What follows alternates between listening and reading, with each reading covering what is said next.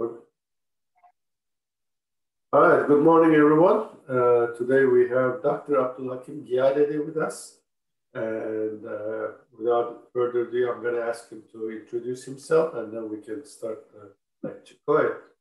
Yes, I will start with introducing myself. My name is Abdulhakim Jadidi, and I have a bachelor degree in mechanical engineer from Engineering Academy Tajura in Libya in 2005.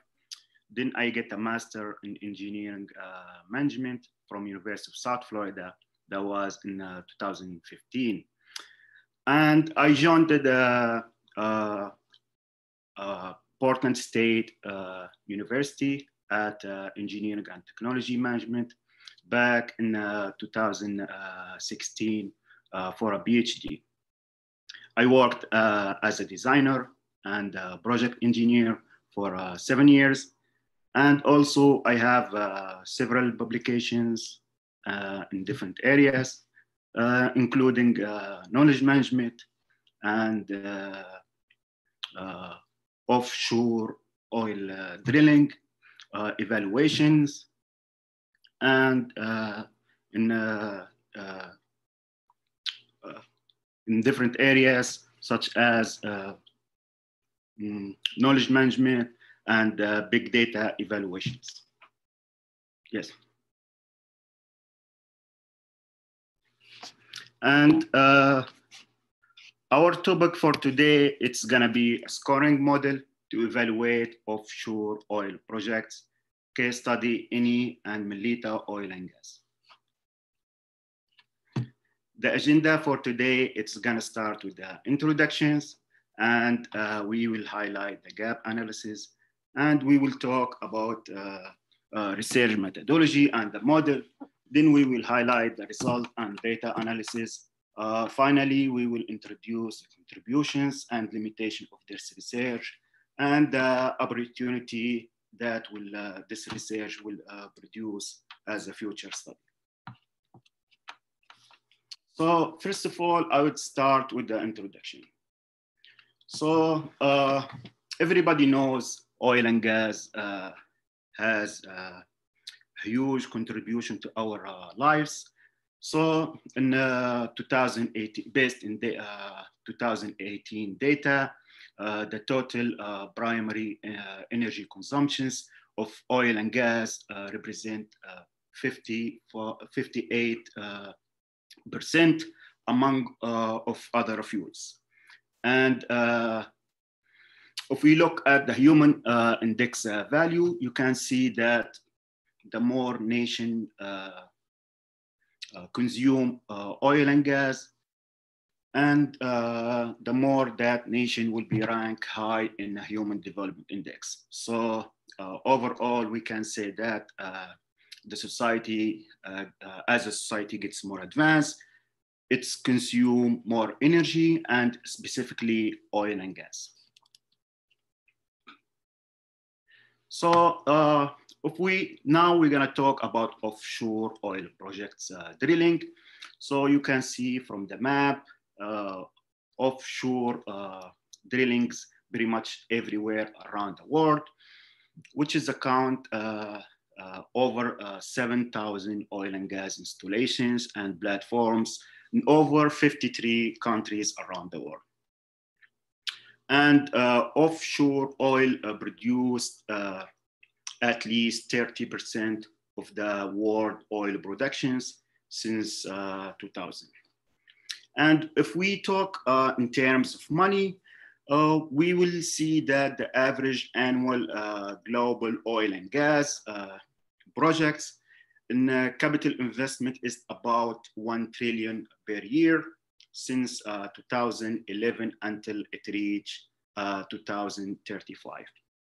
So within this, we can conclude that offshore drilling, it's considering an important source for oil reservoir. Now I'm gonna talk about the research gap of this study. So through the literature review, we highlighted several gaps that we will try to bridge in this study. So the first gap, which is most decision-making process in selection phase in oil and gas sector can be resumed the balance between cost and profit.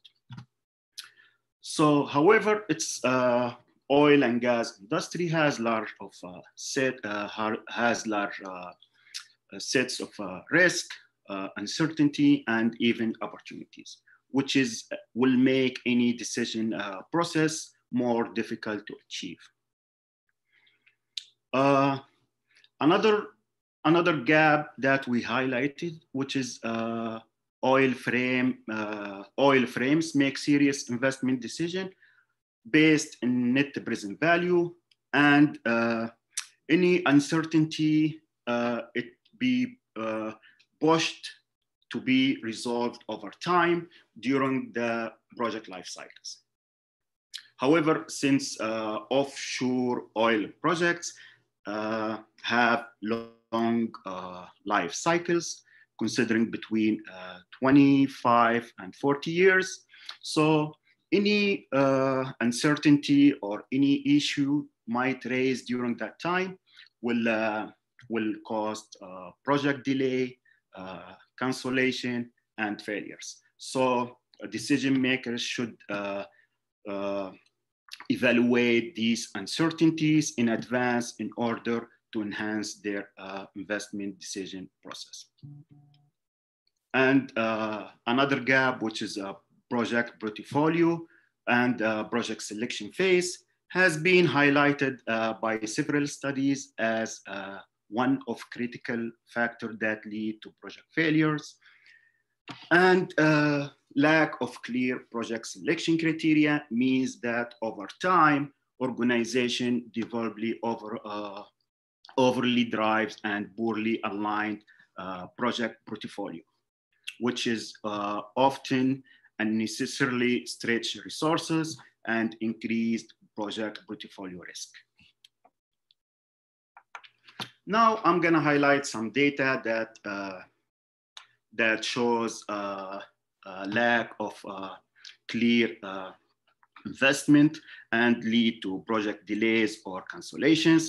So, for example, the account activity offshore drilling declined from 320 between 2013 and 14 to be around 220 at the end of 2016 due to lower oil demand. And also due to the same reason, at least 68 major projects were canceled in 2015, which is account around 27 billion barrels of oil and natural gas. And also the best example, we can see the effect of lack of clear evaluation, which is these days with the COVID-19 pandemic affection. So we can see offshore drilling to see contract cancellation up to $3 billion until it reached 2021. And also over 50% of global licensing likely to be canceled due to COVID-19 pandemic. Within this, we can conclude that a comprehensive approach and advanced tools are required to evaluate all of the factors that might rise during the investment decision process. So on this slide, I'm gonna talk about the gap analysis diagram. We talked about the research gap. So the main goal of this research to provide framework that can be used to evaluate offshore oil projects in order to enhance investment decision and select the right project. So we have 3 different questions that we're gonna answer through this research.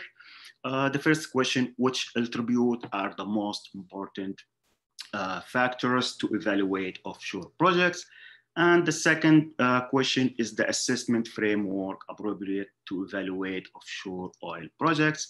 Finally, to what extent the developed model could help decision makers in order to select the right projects and enhance their investment decision.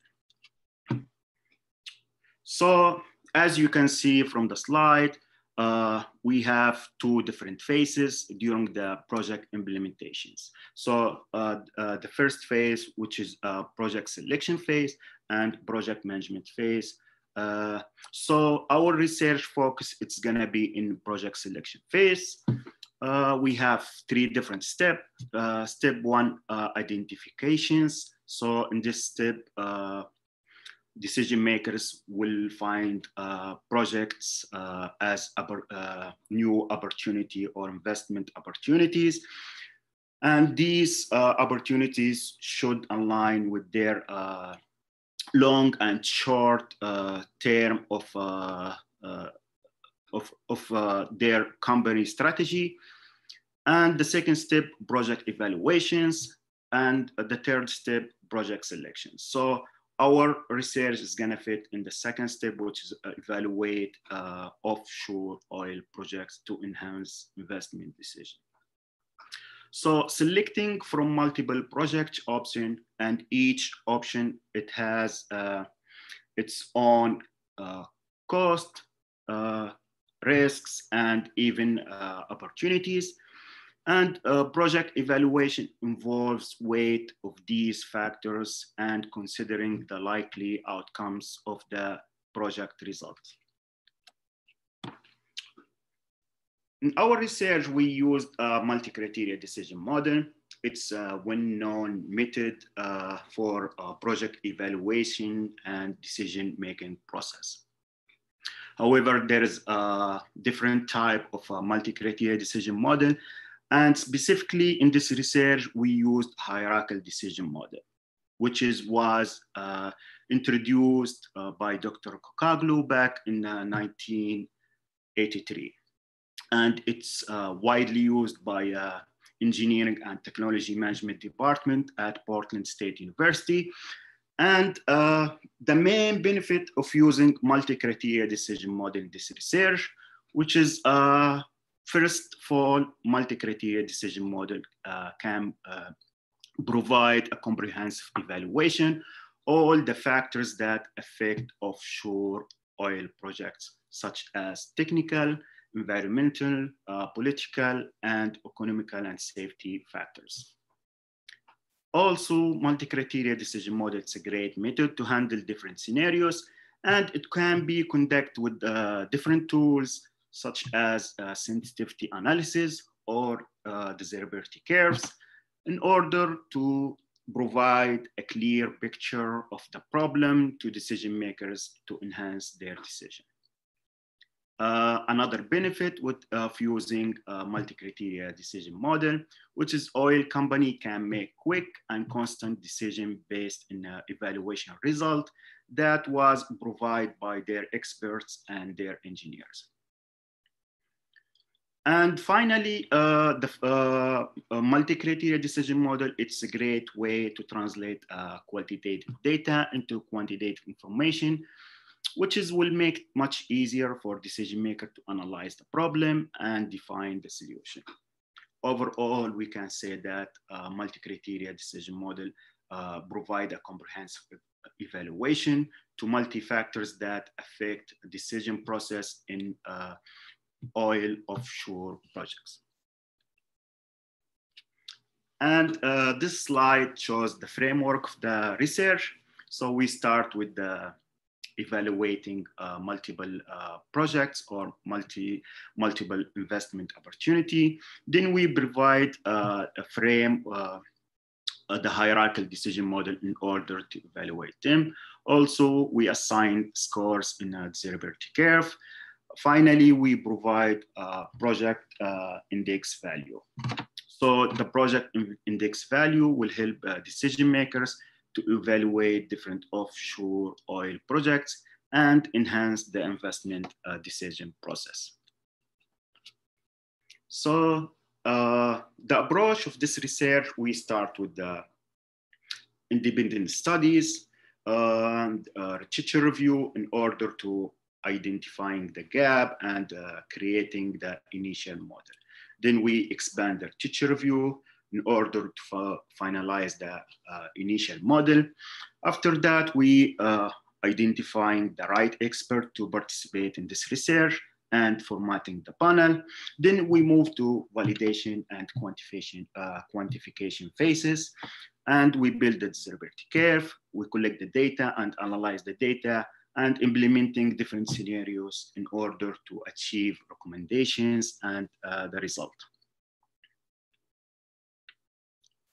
Okay, so in the next slides, I'm gonna talk about how we build the model and how we identifying the right experts, and also formatting the experts panel. So through the literature review, we identifying different factors that affect investment process in offshore oil drilling. So the first perspective that we identifying, which is economical challenges, which is cited by recently literature review. And there is different factors under economical perspective, such as oil prices and initial cost and other factors. The second perspective, which is technical challenges. And there is different factors under the technical perspective, such as operation difficulties and production performance and reservoir uncertainty. The third perspective, which is political challenges, which is it being identified by recent literature review. And there is different factors under political challenges, such as government stability, contract complexity, and other more factors. Finally, we identify environmental and safety perspective. And there is multiple factors under this perspective, such as hazard identification, risk management, and implementing health, safety, and environmental standards. Within this, we were able to create the initial model that has 3 levels: mission, which is evaluating offshore oil projects, and the perspective that has different factors: economical, technical, political, environmental, and safety. Under these factors, there's multi criteria that link to perspective and through the missions. Within this, we move to identifying the right expert to participate in this research.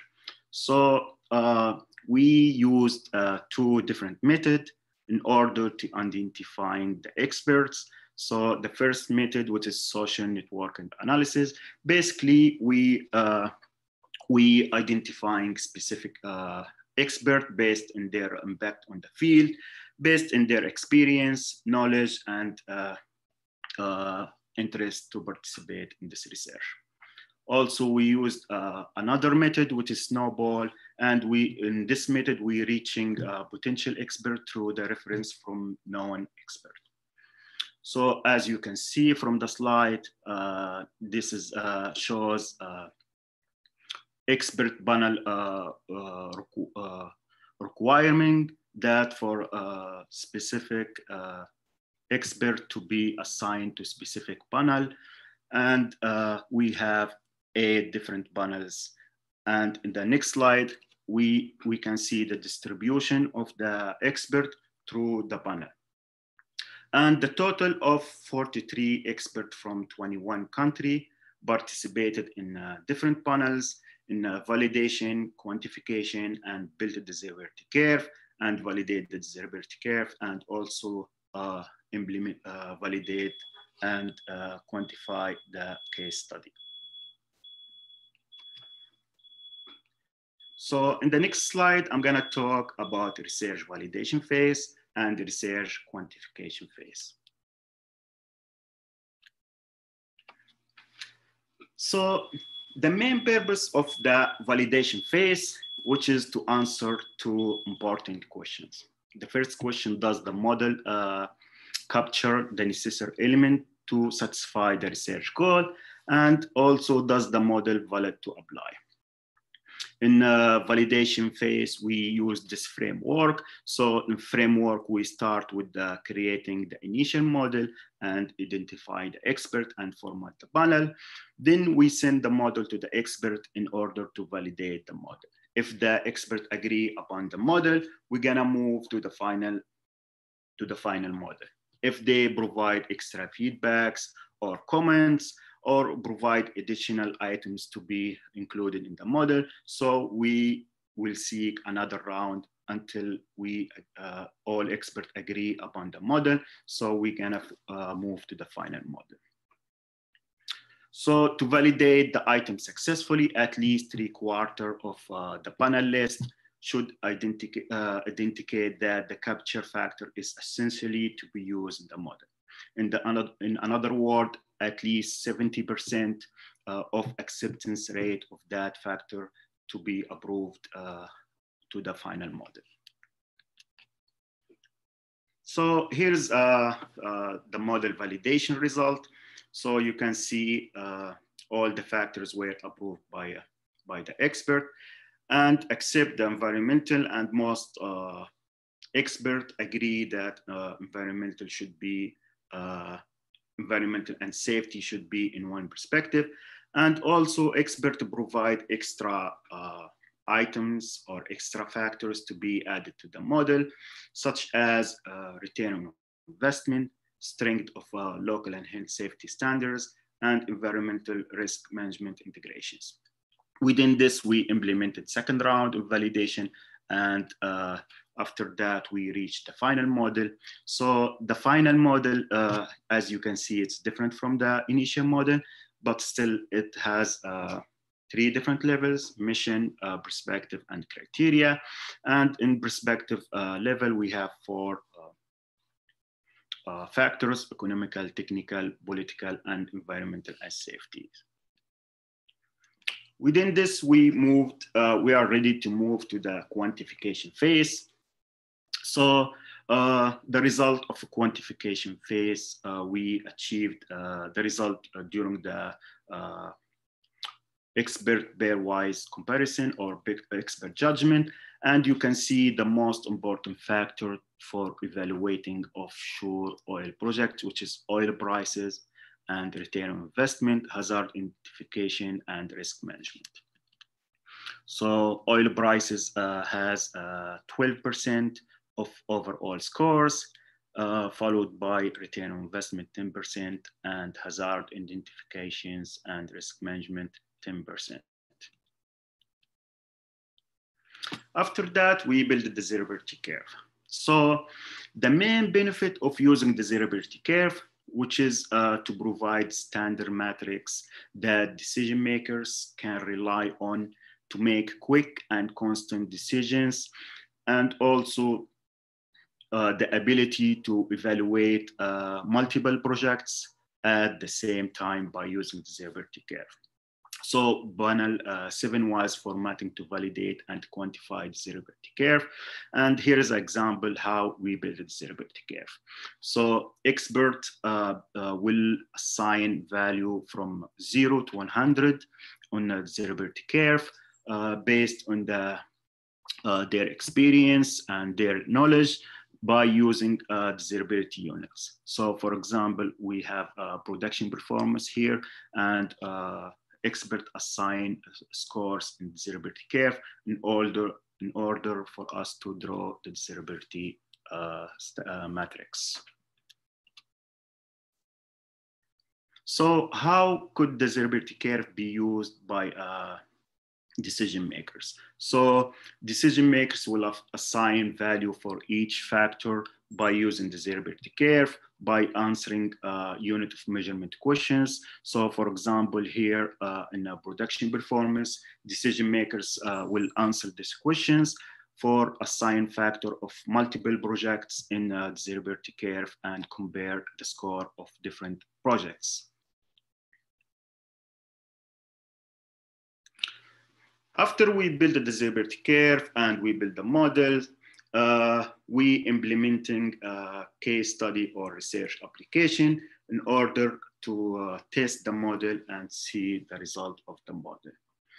However, these projects are not investment proposal projects due to lack of information, and most oil company wants to secure their data. So we decide to go with the ongoing offshore projects and evaluating them by using our model. So the first project, it's a Paraka project that is located in Tunisia. And the second project, DB3 project, that is located in Libya, and DB4 project located in Libya as well. So here's how we used HDM and desirability curve to evaluate these projects. So as you can see from the slide, the first column represent global weight. The global weight, which is the weight that we achieved by the model, which will be the same weight for all projects, since this weight is the important weight of these specific factor to our mission. The next column, which is represent the value curves curve. The value curve will be different from project to another project based on the experts or based on the decision makers in both two desirability curves. Finally, within this, we will achieve the final score of the specific factors and specific project by multiplying global weight and the value curve weights. And we will add all these weights together in order to achieve the final or the total score of the specific project. So here's the result of the case study that we implemented. So you can see that the result shows DB4 projects has higher score evaluation than other projects. And if we analyze the result, we can see that the technical perspective scores of the 3 projects were expected, since project 2 and 3 produce more production and contains higher volume of reservoir.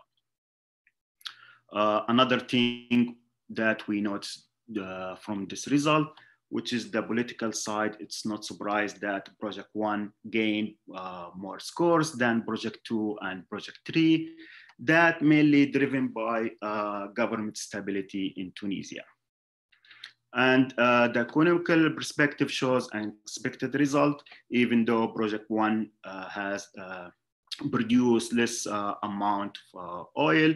It has higher economical score than project 2, and project 1 higher economical score mainly driven by lower operational cost and initial cost. So within this, we were able to provide weaknesses and strengths of each project, and the model will help decision makers to determine strengths and weakness of each of investment opportunity. So in this case, project 1 strength will be political side, as we mentioned, which is driven by government stability, and weakness could be technical, which is production performance and sub-reservoir uncertainty. Project 2 and project 3, they have the same strengths, which is technical, and same weakness, which is the political side.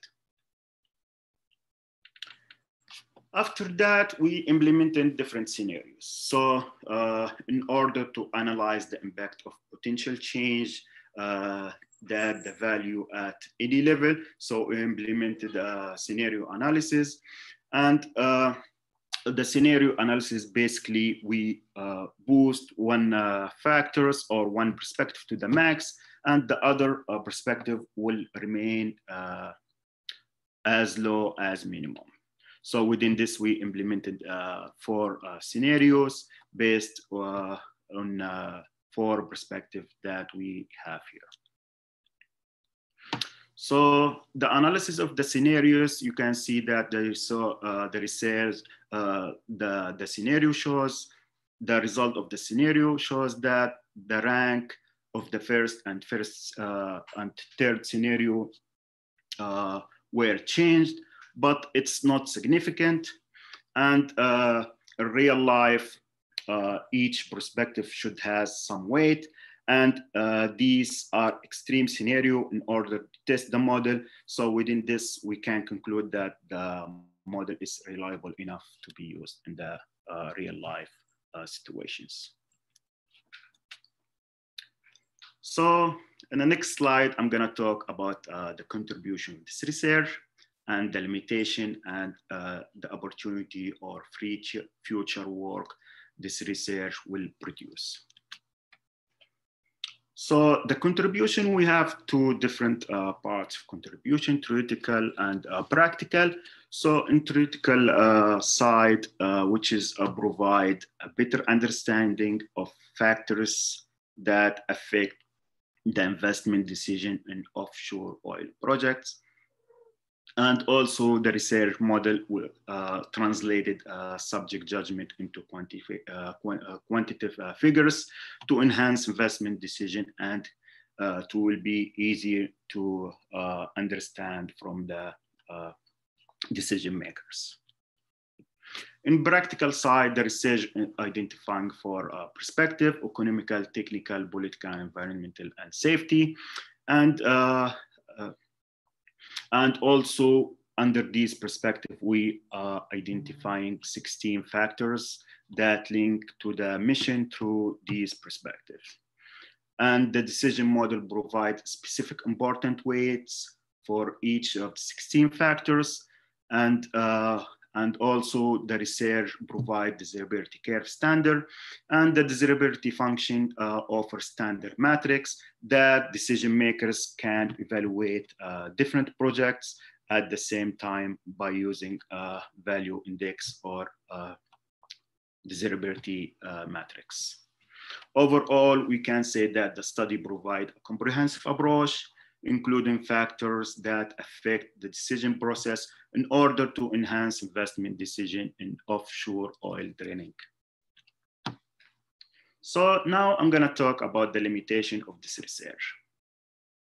So the first limitation, which is decision makers must perform or must use other tools in order to achieve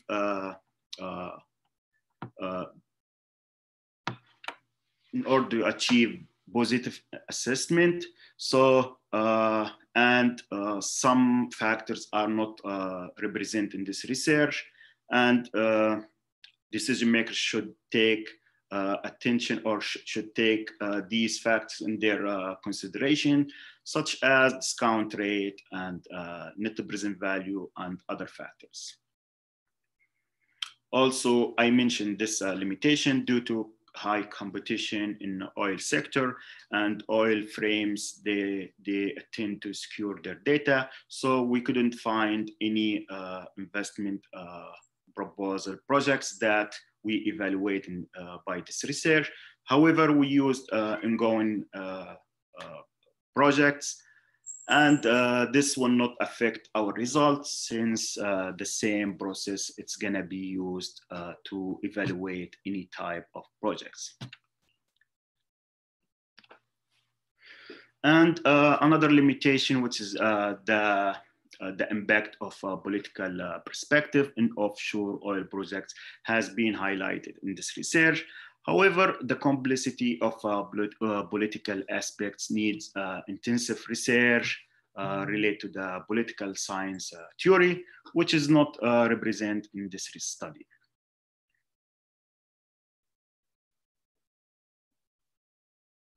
And also some factors that are present in this research need further assessment by decision makers before they assign their score in the desirability curve.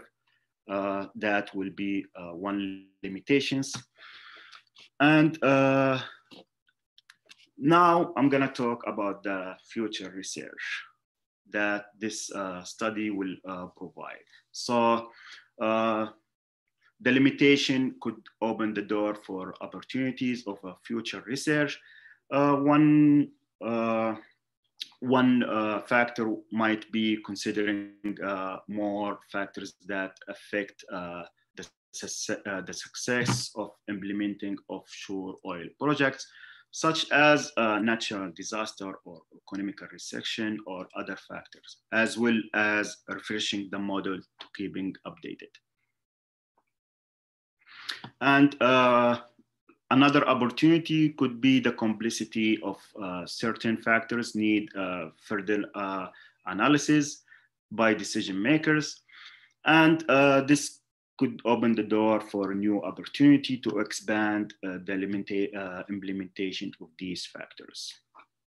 And also implement our model for other factors for other projects in oil and gas industry, such as pipeline or or other type of projects. Within this, I'm done with my presentation, and thank you so much for listening, and I'm ready for taking any questions. Yeah. Thank you so much, Abdulhakim.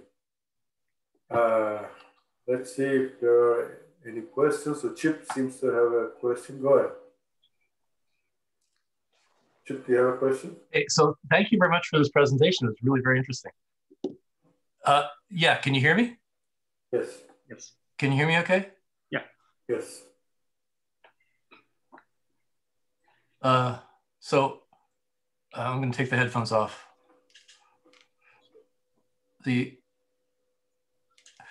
this is working better. Can you hear me now? Yes. Hear you. No? Yes? Yeah. You can? Yes. All right, great. Hey, so this was a really great presentation. Thank you very much for making that. You had a desirability curve with low production values at the next to 0 and high production fields at nearly 100. But typically, oil companies are really keen on the the decline curves, and for every field they've got to match the startup for the project versus the decline of other projects in their portfolio. So it seems as though sometimes the lower production fields are much easier to implement and cheaper and less expensive to start. So they don't have like a 0 value. They've got, they should be more than 0 desirable. Did you guys test that at all in your experimentation? So if you talk about production like performance, so that's mean that the more the project produce oil, the more money will make. The company more money will make. So if the project expected to produce more oil, that's mean it has higher score in desirability curve. So if expected to reduce like less amount, that's in terms of this, we can compare like different projects based on the amount of oil that they're gonna produce. And then one other comment on your very end slide, you had, there were limitations with real fields where you didn't have enough data to test it. But it seems as though, as an idea for other researchers, you can construct theoretical models for any number of reservoirs and make a whole slew of those as though they were real fields, and then test your model against those to get the decision-making process and introduce uncertainties on those to see, would it work? Yeah. Okay. Thank you. Thank you. Thank you. All right. With that, we thank Dr. Ghiadedi and end our presentation today. Thank you so much. Thank you, Dr. Daim. Thank you. Thank you, everybody.